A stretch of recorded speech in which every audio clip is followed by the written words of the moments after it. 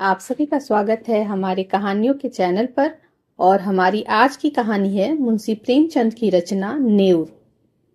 आकाश में चांदी के पहाड़ भाग रहे थे, टकरा रहे थे, गले मिल रहे थे, जैसे सूर्य और मेघ में संग्राम छिड़ा हुआ हो। कभी छाया हो जाती थी, कभी तेज धूप चमक उठती थी। बरसात के दिन थे, उमस हो रही थी, हवा बंद हो गई थी। गांव के बाहर कई मजदूर एक खेत की मेड़ बांध रहे थे, नंगे बदन पसीने से तरबतर। सब के सब फावरे से मिट्टी खोदकर मेड़ पर रखते जाते थे। पानी से मिट्टी नरम हो गई थी। गुबर ने अपनी कानी आंख मटका कर कहा, अब तो हाथ नहीं चलता भाई, गोल भी छूट गया होगा, चबेना कर लो। नेउर ने हंसकर कहा, यह मेड़ तो पूरी कर लो, फिर चबेना कर लेना, मैं तो तुमसे पहले आया। दोनों ने सिर पर झुआ उठाते हुए कहा, तुमने अपनी जवानी में जितना घी खाया होगा नेउर दादा, उतना तो अब हमें पानी भी नहीं मिलता। नेउर छोटे डील का गठीला काला फुर्तीला आदमी था। उम्र 50 से ऊपर थी, मगर अच्छे अच्छे नौजवान उसके बराबर मेहनत ना कर पाते थे। अभी 2-3 साल पहले तक कुश्ती लड़ता था, अब छोड़ दिया था। गोबर कहता है, तुमसे तमाकू पिए बिना कैसे रहा जाता है नेउर दादा, यहाँ तो चाहे रोटी ना मिले लेकिन तमाकू के बिना नहीं रहा जाता।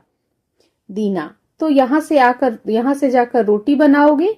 बुढ़िया कुछ नहीं करती, हमसे तो दादा ऐसी मेहरिया से एक दिन ना पटे।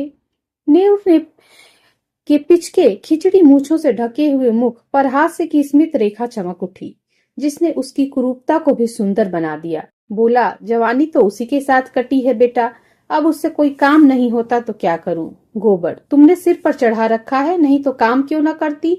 मजे से खाट पर बैठी चिल्लम पीती रहती है और सारे गांव से लड़ा करती है। तुम बूढ़े हो गए लेकिन वह तो अब भी जवान बनी हुई है।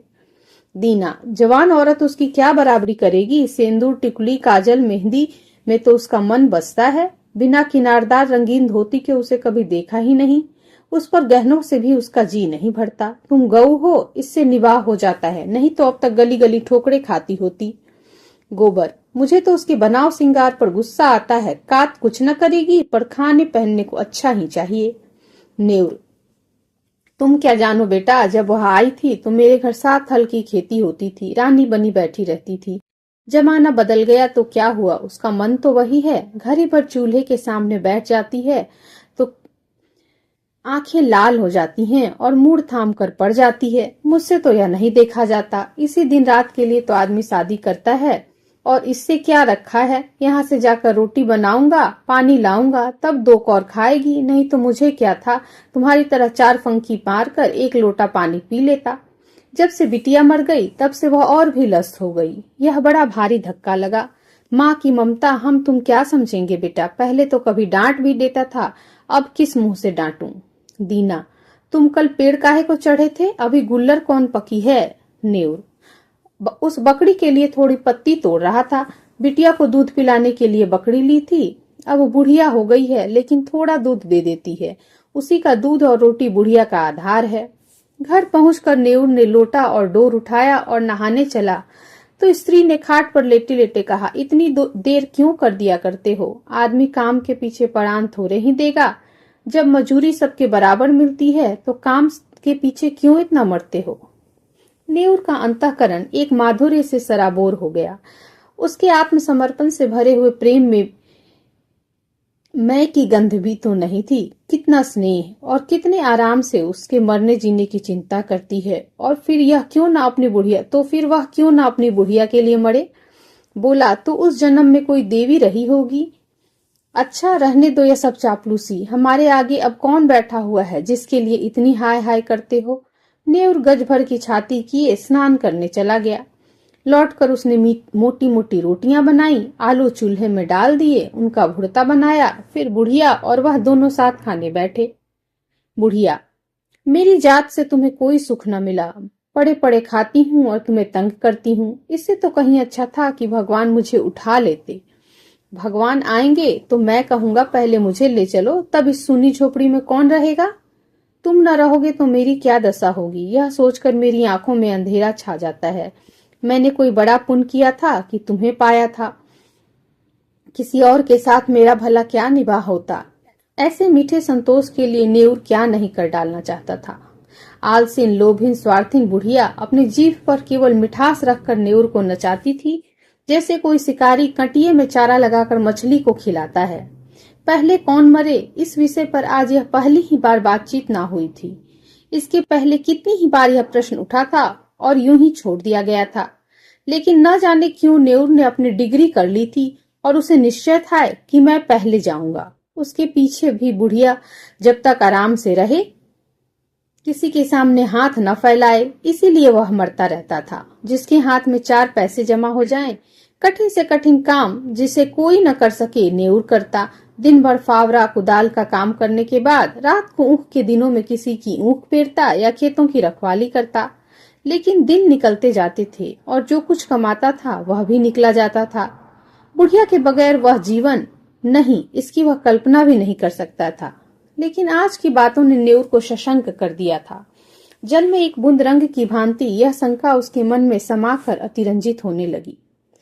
गांव में नेउर को किसी काम की कमी न थी, पर मजदूरी तो वही मिलती थी जो अब तक मिलती आई थी। इस मंदी में यह मजूरी भी अब वह न रह गई थी। एकाएक गांव में एक साधु कहीं से घूमते फिरते आ निकले और नेउर के घर के सामने ही पीपल की छाह में उनकी धुनी जल गई। गांव वालों ने अपने आप को धन्य समझा। बाबा जी का सेवा सत्कार करने के लिए सभी जमा हो गए। कहीं से लकड़ी आ गई, कहीं से बिछाने को कंबल, कहीं से आटा दाल। नेउर के पास क्या था? बाबा जी के लिए भोजन बनाने की सेवा उसने ले ली। चरस आ गई, दम लगने लगा। 2-3 दिन में ही बाबा जी की कीर्ति फैलने लगी। वह आत्मदर्शी हैं, भूत भविष्य की बात बता देते हैं। लोभ तो छू भी नहीं पाया, पैसा हाथ से नहीं छूते। 8 पहर में 1-2 बाटियां खा ली, लेकिन मुख दीपक की तरह दमक रहा है। कितनी मीठी बानी है। सरल हृदय नेउर बाबा जी का सबसे बड़ा भक्त था। उस पर कहीं बाबा जी की दया हो गई तो पारस ही हो जाए, सारा दुख दरिद्र मिट जाएगा। भक्तजन एक एक करके चले गए थे। खूब कड़ाके की ठंड पड़ रही थी। केवल नेउर बैठा बाबा जी के पांव दबा रहा था। बाबा जी ने कहा, बच्चा, संसार माया है, इसमें क्यों फंसे हुए हो? नेउर ने नतमस्तक होकर कहा, अज्ञानी हूँ महाराज, क्या करूं? स्त्री है, उसे किस पर छोड़ूं? तू समझता है तू स्त्री का पालन करता है, और कौन सहारा है उसे बाबा जी? ईश्वर कुछ नहीं है, तू ही सब कुछ है। नेउर के मन में जैसे ज्ञान का उदय हो गया। वो इतना अभिमानी हो गया है तेरा दिमाग। मजदूरी करते करते जान जाती है और समझता है कि मैं ही बुढ़िया का सब कुछ हूँ। प्रभु जो संसार का पालन करते हैं, तू उनके काम में दखल देने का दावा करता है। नेउर बोला, अज्ञानी हूँ महाराज। इससे ज्यादा वह और कुछ न कह सका। आंखों से दीन विषाद के आंसू गिरने लगे। बाबा जी ने तेजस्विता से कहा, देखना चाहता है ईश्वर का चमत्कार? वह चाहे तो क्षण भर में तुझे लखपति कर दे, क्षण भर में तेरी सारी चिंताएं हर ले। मैं उसका एक तुच्छ भक्त हूँ, काकविष्ठा, लेकिन मुझमें भी इतनी शक्ति है कि तुझे पारस बना दूं। तू साफ दिल का सच्चा ईमानदार आदमी है, मुझे तुझ पर दया आती है। मैंने इस गांव में सबको ध्यान से देखा, किसी में शक्ति नहीं, विश्वास नहीं। तुझमें मैंने भक्त का हृदय पाया। तेरे पास कुछ चांदी है? नेउर को जान पड़ रहा था कि सामने स्वर्ग का द्वार है। 10-5 रुपये होंगे महाराज। कुछ चांदी के टूटे फूटे गहने नहीं हैं? घरवाली के पास कुछ गहने हैं। कल रात को जितनी चांदी मिल सके यहाँ ला और ईश्वर की प्रभुता देख। तेरे सामने ही मैं चांदी की हाड़ी में रखकर इसे धूनी में रख दूंगा। प्रातः काल आकर हाड़ी निकाल लेना, मगर इतना याद रखना कि उन असरफियों को अगर शराब पीने में, जुआ खेलने में या किसी दूसरे बुरे काम में खर्च किया तो कोढ़ी हो जाएगा। अब जा, सो रहा। हाँ, इतना और सुन ले, इसकी चर्चा किसी से ना करना, घर वालों से भी नहीं। नेउर घर चला तो ऐसा प्रसन्न था मानो ईश्वर का हाथ उसके सिर पर है। रात भर उसे नींद न आई। सवेरे उसने कई आदमियों से 2-2, 4-4 रुपये उधार लेकर 50 रुपये जोड़े। लोग उसका विश्वास करते थे, कभी किसी का पैसा भी न दबाता था। वादे का पक्का, नियत का साफ। रुपये मिलने में दिक्कत न हुई। 25 रुपये उसके पास थे।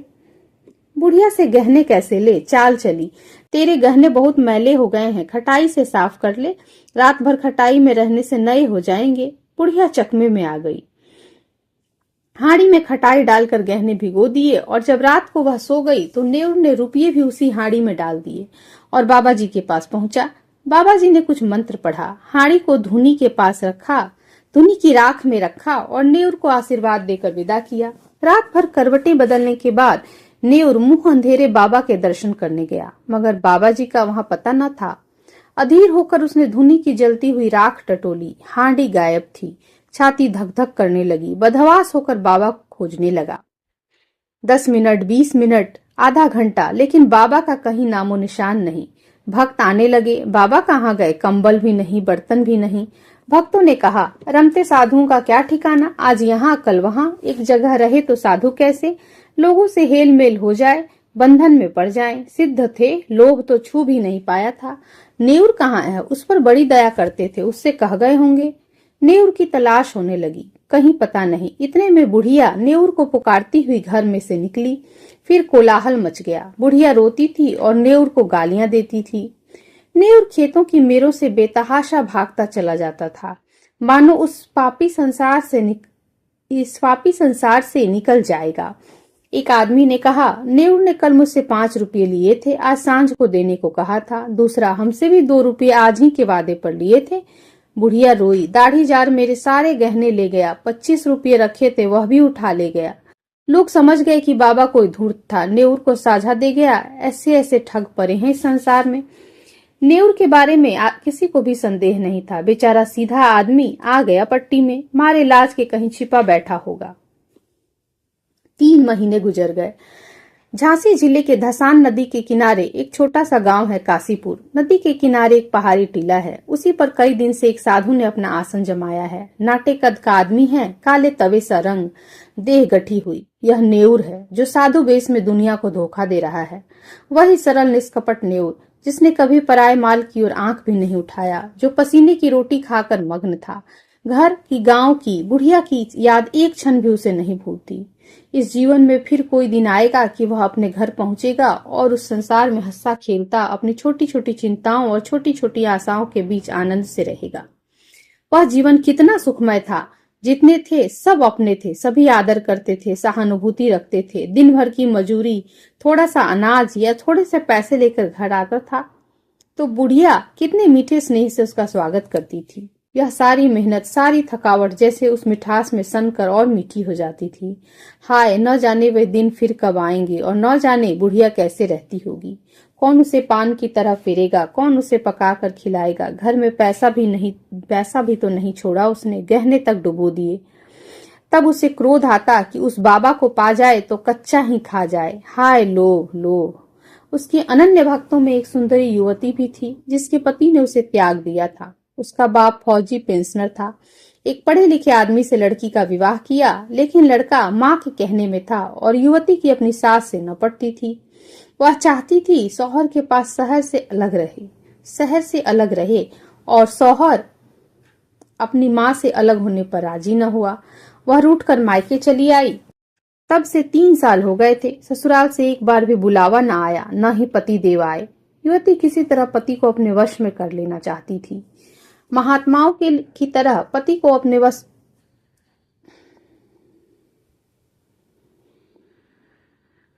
महात्माओं के लिए किसी का दिल फेर देना ऐसा क्या मुश्किल है। हाँ, बस उनकी दया चाहिए। एक दिन उसने एकांत में बाबा जी से अपनी विपत्ति कह सुनाई। नेउर को जिस शिकार की टोह थी वह आज मिलता हुआ जान पड़ा। गंभीर भाव से बोला, बेटी, मैं न सिद्ध हूँ, न महात्मा, न मैं संसार के झमेलों में पड़ता हूँ, पर तेरी श्रद्धा और प्रेम देखकर तुझ पर दया आती है।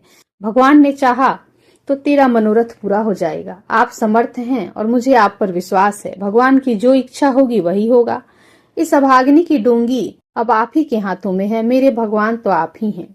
नेउर ने मानो धर्म संकट में पड़कर कहा, लेकिन बेटी, इस काम में बड़ा अनुष्ठान करना पड़ेगा और अनुष्ठान में सैकड़ों हजारों का खर्च है। उस पर भी तेरा काज सिद्ध होगा या नहीं यह मैं नहीं कह सकता। हाँ, मुझसे जो कुछ हो पाएगा वह मैं कर दूंगा, पर सब कुछ भगवान के हाथ में है। मैं माया को हाथ से नहीं छूता, लेकिन तेरा दुख मुझसे देखा नहीं जाता। उसी रात को युवती ने अपने सोने के गहनों की पिटारी लाकर बाबा जी के चरणों पर रख दी। बाबा जी ने कांपते हुए हाथों से पिटारी खोली और चंद्रमा के उज्जवल प्रकाश में आभूषणों को देखा। उसकी बाधें झपक गईं। यह सारी माया उनकी है। वह उनके सामने हाथ बांधे खड़ी कह रही है कि मुझे अंगीकार कीजिए। कुछ भी तो करना नहीं है, केवल पिटारी लेकर अपने सिरहाने रख देना है और युवती को आशीर्वाद देकर विदा कर देना है। प्रातः काल वह आएगी, तब तक वह इतना दूर चला जाएगा जहां उनकी टांगे ले जाएं। ऐसा आशातीत सौभाग्य। जब वह रुपये से भरी थैलियां लिए गांव पहुंचेगा और बुढ़िया के सामने रख देगा, ओह, इससे बड़े आनंद की तो वह कल्पना भी नहीं कर सकता। लेकिन न जाने क्यों उसमें इतना जरा सा काम भी उससे न हो पा रहा था। वो पिटारी को उठाकर अपने सिरहाने कंबल के नीचे दबा कर नहीं रख सकता। है कुछ नहीं, पर उसके लिए असुझ है, असाध्य है। वह उस पिटारी की ओर हाथ भी नहीं बढ़ा सकता। इतना कहने में कौन सी दुनिया उलट जाती कि बेटी इसे उठाकर इस कंबल के नीचे रख दे। जबान कट तो न जाएगी, मगर अब उसे मालूम होता है कि जबान पर भी उसका काबू नहीं। आंखों के इशारे से भी यह काम हो सकता है, लेकिन इस समय आंखें भीड़ बगावत कर रही हैं। मन का राजा इतने मंत्रियों और सामंतों के होते हुए भी अशक्त है, निरीह है। लाख रुपए की थैली है सामने रखी, लाख रुपए की थैली सामने रखी हो, नंगी तलवार हाथ में हो, गाय मजबूत रस्सी के सामने बंधी हो, क्या उस गाय की गर्दन पर उसके हाथ उठेंगे? कभी नहीं। कोई उसकी गर्दन भले ही काट ले, पर वह गौ हत्या नहीं कर सकता। यह परित्यक्ता उसे उसी गौ की तरह लग रही थी जिस अवसर को वह 3 महीने से खोज रहा था। उसे पाकर भी आज उसकी आत्मा कांप रही है। तृष्णा किसी वन्य वस्तु की भांति अपने संस्कारे से आखेट प्रिय है, लेकिन जंजीरों से बंधे उसके नख गिर गए हैं और दांत कमजोर हो गए हैं। उसने रोते हुए कहा, बेटा, बेटी, पिटारी उठा ले जाओ। मैं तुम्हारी परीक्षा कर रहा था, मनोरथ पूरा हो जाएगा। चांद नदी के पार वृक्षों की गोद में विश्राम कर चुका था। नेउर धीरे से उठा और धसान में स्नान करके एक ओर चल दिया। भभूत और तिलक से उसे घृणा हो रही थी। थोड़े उपहास के भय से उसे अपने अंदर एक विचित्र उल्लास का अनुभव हो रहा था, मानो वह बेरियों से मुक्त हो गया हो और कोई बहुत बड़ी विजय प्राप्त कर ली हो। 8वें दिन नेउर अपने गांव पहुंच गया। लड़कों ने दौड़कर उछल कूद कर उसका स्वागत किया। एक लड़के ने कहा, काकी तो मर गई दादा। नेउर के पांव जैसे बंध गए, मुंह के दोनों कोने नीचे झुक गए।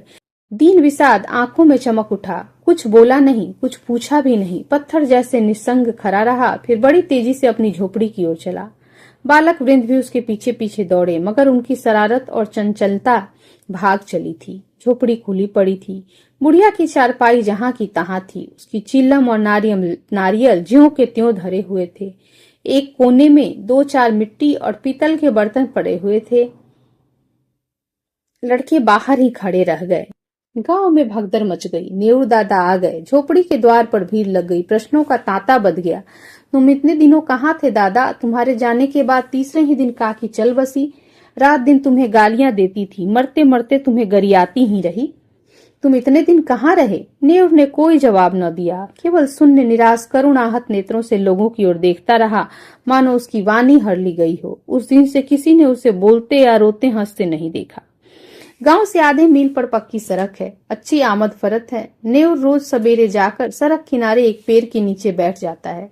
किसी से कुछ मांगता नहीं, पर राहगीर कुछ न कुछ दे ही देते हैं, चबेना, अनाज, पैसे। संध्या समय वह अपनी झोपड़ी में आ जाता है, चिराग जलाता है, भोजन बनाता है, खाता है और उसी खाट पर पड़ा रहता है। उसके जीवन में जो एक संचालक शक्ति थी वह लुप्त हो गई है। अब वह केवल जीवधारी है। कितनी गहरी मनोव्यथा है। गांव में प्लेग आया, लोग घर छोड़कर भागने लगे। नेउर को अब किसी की परवाह न थी। किसी का भय न था, न प्रेम। सारा गांव भाग गया। नेउर अपनी झोपड़ी से न निकला और आज भी उसी पेड़ के नीचे सड़क के किनारे उसी तरह मौन बैठा हुआ नजर आता है, निश्चेष्ट, निर्जीव। कहानी सुनने के लिए आप सभी का बहुत बहुत धन्यवाद। आशा करते हैं आपको हमारी आज की यह प्रस्तुति अच्छी लगी। अगर आपको हमारी आज की यह कहानी अच्छी लगी तो इसे लाइक करें, दोस्तों के साथ शेयर करें और चैनल पर नए हैं तो ऐसी ही और कहानियों को सुनने के लिए हमारे चैनल को सब्सक्राइब करना ना भूलें। तो मिलते हैं अपने अगले अंक में। तब तक के लिए आप सभी का पुनः धन्यवाद।